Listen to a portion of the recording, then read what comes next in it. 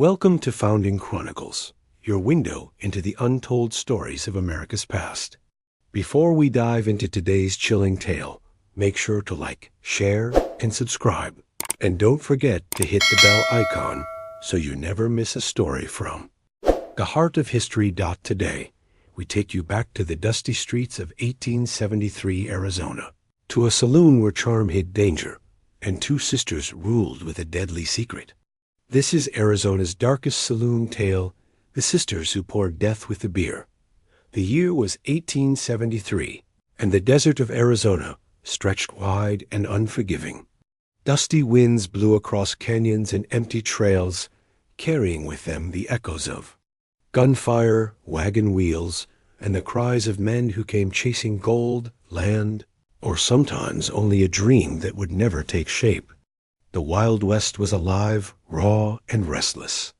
Towns rose fast and fell just as quick, their wooden boards nailed together in haste, their saloons glowing like beacons in the night.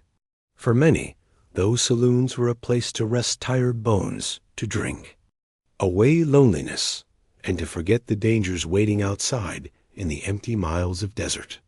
But for some, those same saloons carried a darker promise, a shadow that stretched further than a gun barrel. It was in one such saloon, in a lonely Arizona town whose name has been mostly lost to time, that the story of two sisters began to take root. They were not the sort of women the frontier was used to. These sisters did not fit the mold of weary wives or quiet daughters who traveled west beside their men. They came of their own will, carrying with them charm and cunning that would make their saloon a name whispered long after its doors shut. And though they were remembered for serving whiskey and beer, they became infamous for something else entirely. The desert town had sprung up like many others. A small cluster of miners, ranchers, drifters, and gamblers gave rise to a main street lined with wooden buildings. Among them stood the saloon, a wide-fronted place with swinging doors, glass lamps, and a polished counter that reflected the flickering light. Men would stumble in after days in the mines or hours in the saddle, aching for a strong drink and maybe a hand of cards. Laughter rose above the clink of glasses, and boots stomped against the warped floors. But behind that laughter, there was a sense of menace, like the desert itself was watching. The sisters knew how to hold that room in their hands. The older one tall, with sharp eyes and a smile that seemed to know more than it should moved, like she owned the very air around her. The younger, softer in her manner, but no less shrewd, carried trays of drinks with a sway that pulled the men in close. They were admired, even envied. Their saloon thrived, drawing in miners, gamblers, cowboys, and drifters. Many believed the sisters had come west after a hard life back east, perhaps running from something, perhaps chasing fortune. What no one knew then was that fortune was not the only thing they chased. At first, no one suspected the unease that lingered beneath the glow of their saloon. A man might drink there one night, laughing and slapping his hand on the bar, and be gone the next morning. Disappearances in the West were not unusual. Outlaws lurked along trails. Bandits prowled the roads, and many men fell to quarrels or accidents in the mines. But in this little Arizona town, the vanishings seemed to grow more frequent. A gambler rumored to have won big one evening never collected his winnings the next day. A prospector with dust in his beard and gold in his pouch was last seen stumbling out of the sisters' saloon. Some chalked it up to bad luck. Others muttered in hushed tones that something foul hung in the air of that place. The sheriff, a tired man with more dust on his boots than fire in his eyes, shrugged off the talk. He had seen enough men vanish into the desert to know the land itself took more than any outlaw could. But whispers are not so easily quieted. By lantern light, neighbors began to share stories, each one darker than the last. Someone swore he had seen the sisters dragging a man out the back door one night, though when pressed, he could not swear by the truth of it. Another claimed to have heard muffled cries beneath the floorboards, but when he went back, the sound was gone. Still, the saloon stayed busy. Men, even in their suspicion, could not resist the pull of drink and the company of women who smiled just wide enough to make them forget their troubles. And so they drank, and they laughed, and some of them never came home. What made the sisters dangerous was not a pistol at the hip or a knife hidden beneath skirts. It was patience. They watched, they studied, they chose their marks carefully. The loner at the bar, new in town and carrying coin. The ranch hand who spoke of his savings a little too loudly. The gambler flashing cards and confidence, but no real friends to miss him. Each man who walked through their doors was weighed and measured, his worth quietly tallied, his fate sealed without his knowing. The desert was a cruel partner to their work. It swallowed bodies whole. A man gone missing could be buried beneath sand or left for coyotes. His story ended before it was told. That made it easy for the sisters. Their cruelty wore a mask of hospitality, their charm a cover for darker hungers. There was one night, however, that stood out in memory, carried forward through retellings and old papers yellowed by time. A cowboy rode in from the south, lean and weathered, with a face burned by the sun and eyes that saw too much. He had coin in his pocket and dust in his hair.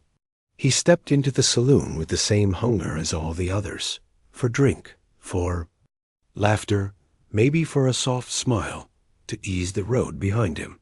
The sisters welcomed him with their usual warmth, pouring beer and keeping his cup filled. The night stretched long. A lamp smoked. The music played. But when the saloon closed and the last men stumbled out into the street, the cowboy did not leave. The next day, his horse stood tied to the post outside, waiting. By the second day, the animal was restless, pawing the ground, hungry. By the third, it had to be led away by a townsman. The cowboy was never seen again. His saddlebag, heavy with coin, was gone as well. The whispers grew louder. Folks said the sisters were not just keeping men's company, they were keeping their money and lives too. But in those days, proof was hard to come by. A woman's word carried little weight, and suspicion alone was not enough to break down doors.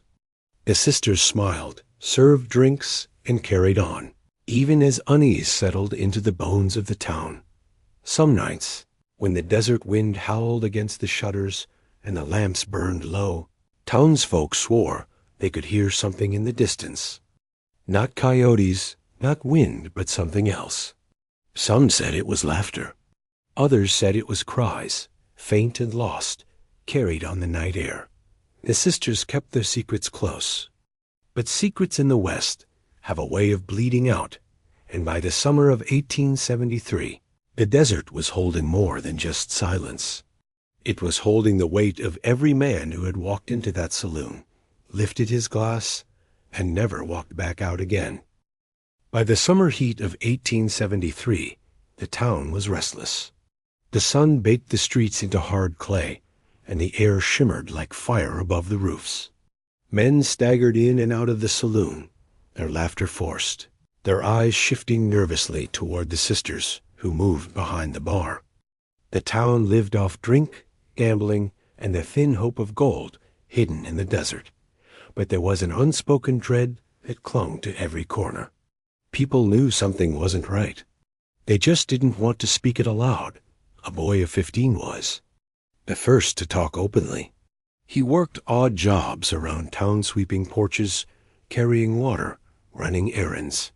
One night, while leading horses behind the saloon, he swore he saw something strange. Through a crack in the back door, he caught sight of the sisters leaning over a man slumped on a table. His shirt was torn open, his chest rising faintly. One sister held a cloth over his face. The other rummaged through his pockets with calm precision. The boy froze, the bucket of water slipping from his hands and spilling into the dirt. Before he could run, The door slammed shut, and silence swallowed the scene. The boy ran anyway, his heart pounding. But when he told his mother, she hushed him quickly.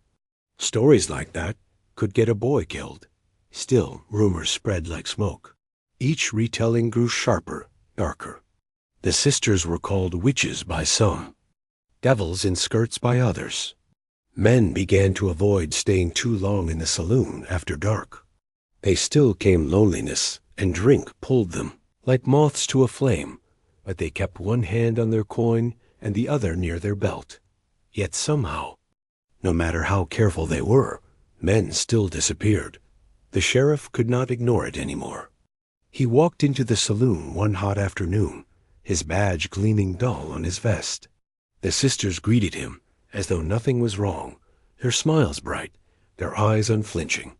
The sheriff ordered a beer, sat at a table, and asked them straight. "Two. Many men have gone missing from this town," he said, "and every trail leads back here." The sisters exchanged a glance, then laughed, a sound soft and mocking. The older one leaned forward, her hands resting lightly on the bar. "Sheriff," she said, her voice smooth as whiskey, "men go missing in the desert every day. They die in the mines, they fight on the trails, they run off chasing fortune. You can't hang that on us." The younger sister added, "Do we look like killers to you? We pour beer. We listen to songs. That's all." The sheriff studied them, his face weathered and hard. But without bodies, without evidence, he had no rope to tie around their guilt. He finished his drink in silence, then rose and left, his boots crunching heavy in the dust. The sisters smiled as he walked away. They had seen men like him before, men who wanted truth but couldn't touch it. And as long as the desert swallowed what they left behind, there would be no proof. Only whispers. That night, another man vanished. He was a traveler from New Mexico, passing through with silver buttons on his coat and a heavy purse at his side. He was last seen laughing at a table in the saloon, the sisters hovering close. By dawn, he was gone. The sheriff rode out to search, following wagon tracks and hoofprints that disappeared into the sand. He came back empty-handed. The desert had claimed another, but it wasn't only the desert keeping secrets. Behind the saloon, in a patch of dry earth near the edge of town, strange mounds began to appear, small, uneven, as though the ground had been disturbed. A dog dug there once and unearthed the boots still laced to a man's foot. The owner of the dog yanked the animal away and filled the hole, but word got around. Men started watching there. Steps near the saloon. The women started keeping their doors locked at night. Something terrible was brewing, and everyone felt it. There was one man, however, who would not let it go. His name was Thomas Keene, a drifter with a sharp mind and a restless heart. He had come west after losing his farm back east, chasing work, and leaving behind a trail of half-lived lives. Thomas was no saint, but he was no fool either. He had heard the whispers, seen the unease, and decided to find out for himself what lay beneath the sisters' smiles. He began spending evenings in the saloon, sitting quiet at the bar, nursing his drink.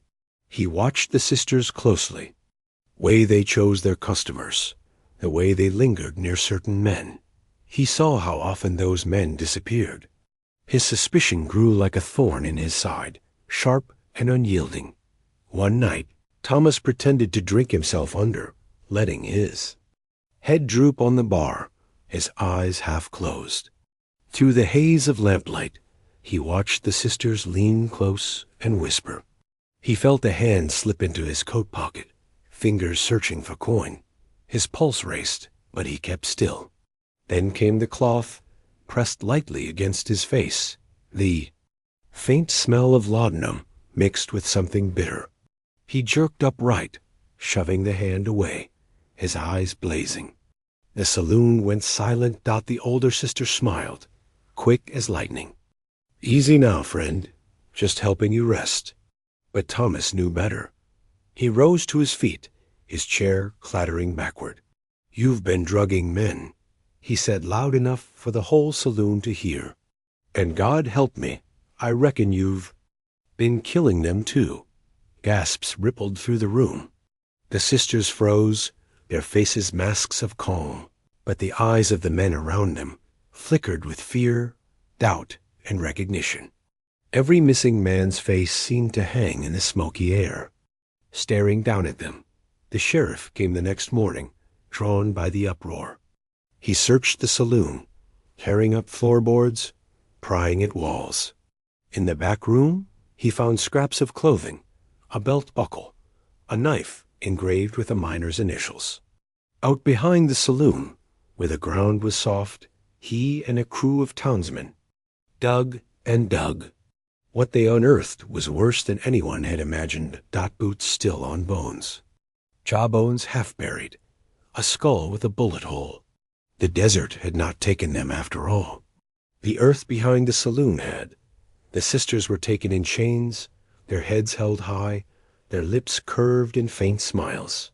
Even then, they did not confess. The older one looked at the sheriff and said, "Men always disappear. We only sped them along." The town was shaken. For months, fear had lived in their shadows, but now it stood before them, plain and undeniable. The saloon was shuttered, its windows boarded, its doors locked tight. But the memory of those nights lingered, heavy as smoke that would never clear. And as the sisters sat in the small jailhouse, waiting for justice to decide their fate, the town wondered if they had seen the full truth, or if more secrets still lay buried deep in the desert dirt. The trial began as the desert sun crept low across the horizon, casting long shadows that seemed to stretch into the hearts of everyone in town. The courtroom, a simple wooden building with creaking floors and a handful of benches, was packed. Every man, woman, and older child who had ever stepped near the saloon wanted to see the sisters held accountable for the darkness that had haunted their town. Even so, there was unease in the air. People had spent years walking past that building, sipping drinks while listening to the soft laughter of women who hid danger behind smiles. And now it was all finally laid bare. But the sisters themselves did not seem frightened. They moved, with calm, measured steps, their eyes scanning the crowd like predators sizing up prey. The older sister, tall and sharp-featured, spoke little, letting her presence fill the room. The younger sister, gentler in voice but just as keen in mind, remained silent as well. Their reputation had preceded them. Whispers of their crimes had already traveled ahead, yet here, face to face with the law, they remained composed, almost serene. The prosecution laid out its case with steady hands.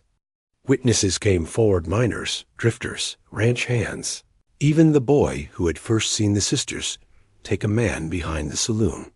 Their stories were vivid, horrifying, filled with fear and despair. Each tale reinforced the horrifying pattern. Men had come to the saloon, men had vanished, and the sisters were always near. Evidence piled up like dry brush ready to ignite. Clothing, coins, personal effects, all dug from the earth behind the saloon, were presented to the court. Skeletons, still clothed in fragments of the men's last belongings, told stories that could not be argued away. The town had suffered long in silence, but the bones now spoke clearly, and no denial could mask the truth. The sisters listened to the testimony, their faces stoic, their hands folded neatly. There was something unnerving in their calm, something that made even the most hardened man in the courtroom shiver. During cross-examination, the older sister's eyes glinted with a strange intelligence.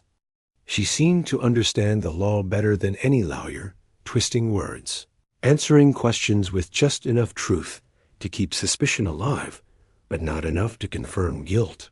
"We only did what any woman must do to survive," she said at one point, her voice low but firm, carrying across the room. "The desert takes what it will. And men? Well, men are careless. The court murmured, the judge frowning. Her words were chilling in their simplicity, as though she had no idea she had taken lives, or perhaps she simply did not care. The younger sister, while quieter, had a presence that weighed heavily on the court. Witnesses broke under her gaze, unsure whether they were seeing kindness or cunning.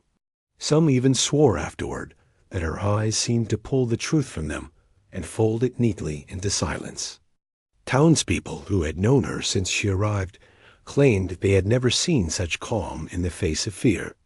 It was unnerving, the way she commanded the attention of everyone in the room, without moving a muscle dot. As the trial progressed, the stories became darker. Survivors' men who had somehow escaped the sisters' grasp told of being drugged, of waking in the desert with only the clothes on their back. Some spoke of the older sister's cleverness in disarming men, of her uncanny ability to make them trust her even when they sensed danger. Others remembered the younger sister slipping quietly behind a man's chair, a hand on his shoulder, her eyes scanning for weakness. The desert had given them anonymity, and their charm had allowed them to prey without resistance. But now, in the small courtroom, the shadows of their past crimes loomed. Undeniable. The townspeople felt a mixture of relief and horror. Relief that justice had finally come, that the sisters could no longer walk among them, smiling and serving beer to those who would not leave. Horror because it forced them to reckon with the years of fear in silence, the countless nights they had ignored the signs, the men they had loved who had never returned. Mothers remembered sons, brothers remembered siblings, and wives remembered husbands. Each missing person carried the weight of a town's ignorance, a town's hope that the desert itself had simply swallowed them whole. And then, on the final day of the trial, the sisters themselves spoke. They rose slowly, the older one first. Her back straight, her chin high. The courtroom went silent. She spoke of survival, of necessity, of the harsh truths of life in a land where law was thin and danger thick. Her voice, steady and unwavering, carried with it a strange, haunting eloquence.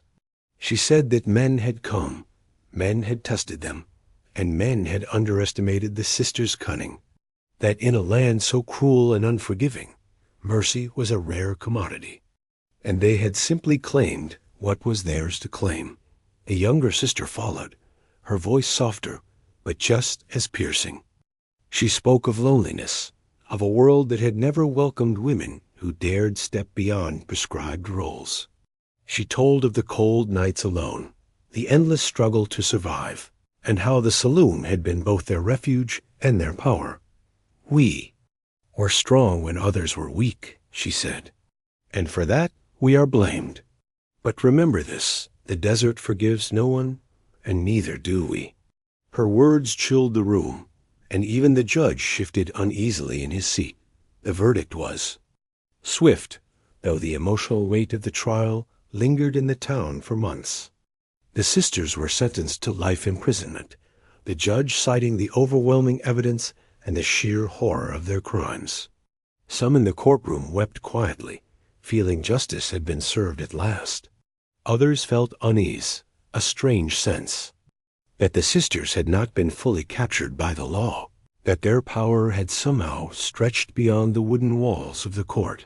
The saloon, once full of laughter and music, was left to rot, its windows shattered in storms, its doors hanging loose on rusted hinges. Townsfolk avoided it, speaking its name only in whispers. Children who played nearby claimed they could hear faint laughter when the wind blew just right.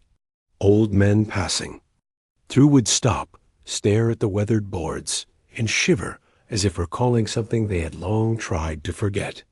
The desert, too, seemed to remember. Even years later, travelers swore that the sands behind the saloon were restless, shifting, as if stirred by unseen hands. The sisters themselves faded into obscurity. Prison records noted their sentences. Occasional letters were filed away, and stories grew into legends whispered by townspeople and later by historians. Some said they had died quietly, locked away, while others claimed they escaped once, disappearing into the desert to continue their dark work elsewhere. But whatever the truth, their presence left an indelible mark on Arizona, on the towns that grew and fell, and on the collective memory of the West itself. And yet, in the quiet moments before dawn, when the desert stretched endless under a silver sky, people could not help but remember the sisters. They remembered the charm, the laughter, the danger lurking beneath smiles.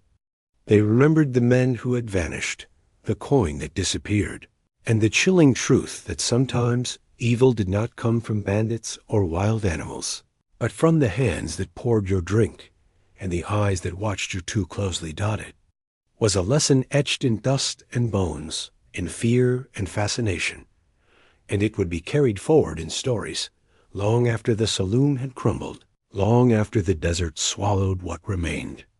The sisters, for all their cunning and cruelty, had left behind a tale of darkness, resilience, and the unpredictable nature of the human heart in the Wild West, a story that, even now, could still send a shiver down the spine of anyone who listened too closely to the wind in the canyons, or the laughter carried from nowhere by the desert night. Years passed, and the town that had once buzzed with the clamor of horses, laughter, and the clinking of glasses began to change. Buildings rotted and were replaced by newer structures. Miners moved on, ranchers sold their land, and the desert reclaimed whatever it could. But even as life marched forward, the story of the sisters lingered like a shadow, whispering through the wind and the dust. The saloon itself, long abandoned, had become a ghostly relic. Its boards creaked with every gust, its windows stared blankly at the horizon, and the desert floor behind it remained scarred, marked by the secrets it had kept for so long. Those who remained told the tale with solemnity, the memory of the sisters, mingled with awe and fear. Travelers would occasionally stop at the town, asking about the infamous saloon, and the older residents would lower their voices and recount the story. They spoke of two women whose charm was a weapon, whose smiles hid cunning as sharp as a knife. They spoke of men who vanished and the mysterious mounds of earth where their remains were found. And always they emphasized the quiet power that had made the sisters unforgettable, the sense that they had been untouchable, not just because of their cleverness, but because they understood the desert and the people who wandered it better than anyone else. In the decades that followed, the legend of the sisters seeped into the larger folklore of the West. Writers and historians passing through noted the story, sometimes embellishing, sometimes fearing that too much was lost to memory. Yet the emotional core of it never changed. The sisters were symbols of the unpredictability of life on the frontier. They reminded people that survival required intelligence, courage, and sometimes ruthlessness, and that appearances could deceive even the most careful observer. They were a reflection of the stark reality of a harsh land where law was fragile and life could be fleeting. The desert itself seemed to guard the story, as if the sand, the wind, and the rocks had absorbed it and carried it forward. People claimed that on quiet nights, when the wind whistled through the canyons and over the empty streets, you could hear laughter soft, teasing, almost human, but impossible to trace. Some said it was the sisters, lingering, still watching, their presence woven into the very fabric of the land. Others believed it was the desert speaking, a warning that danger often wears a friendly face, and that the past never truly dies when it leaves behind stories of blood, courage, and cunning. Even the descendants of the town's original settlers carried the tale forward. Grandparents told it to grandchildren, embellishing details to make the story scarier, to make it linger in the imagination. Children listened wide-eyed, clutching blankets on stormy nights, imagining the sisters gliding silently across the desert, their eyes gleaming with secrets and power. It became a story that taught more than fear. It taught respect for the land, for strangers, And for the hidden depths of human nature, historians later pieced together what records remained, attempting to separate fact from legend. Court records confirmed much of what was told: the trial, the evidence found behind the saloon, the sisters' life sentences.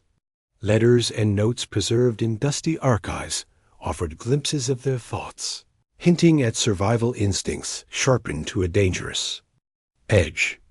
But even these documents could not capture the full measure of the sisters' impact, nor the emotional resonance they left behind in the people who had lived through those years of terror and fascination. The story became a cautionary tale, told not only in the town itself, but across Arizona and the broader West. Travelers, historians, and storytellers used it as a warning. Charm and beauty could mask darkness. Hospitality could hide cunning. The Wild West was as dangerous in subtle ways as it was in obvious ones.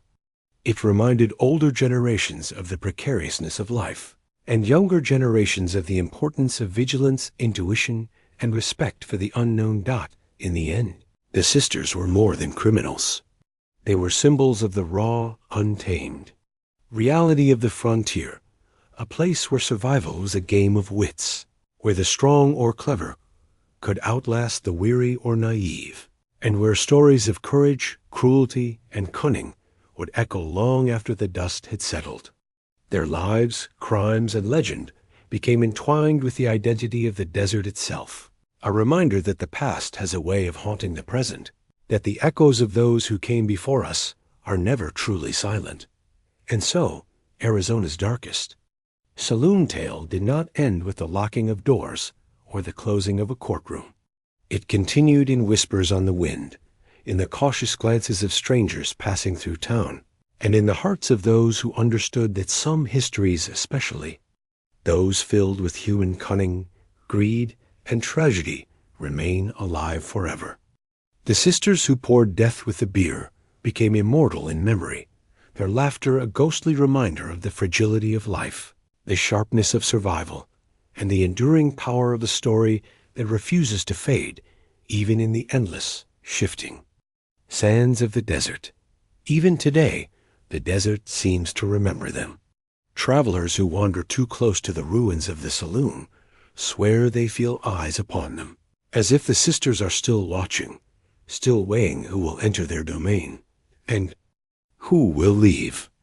And when night falls and the wind carries a faint, teasing laugh across the empty streets, it is impossible not to wonder if the women who once ruled the saloon with charm and terror have, in some way, never left at all. The memory of Arizona's Darkest Saloon Tale, the sisters who poured death with the beer, lives on. It survives in the bones of the desert, in the whispers of the wind, in the careful eyes of townsfolk, and in every retelling of the story. It is a story of survival, of cunning, of cruelty, and of a world that was as merciless as it was beautiful.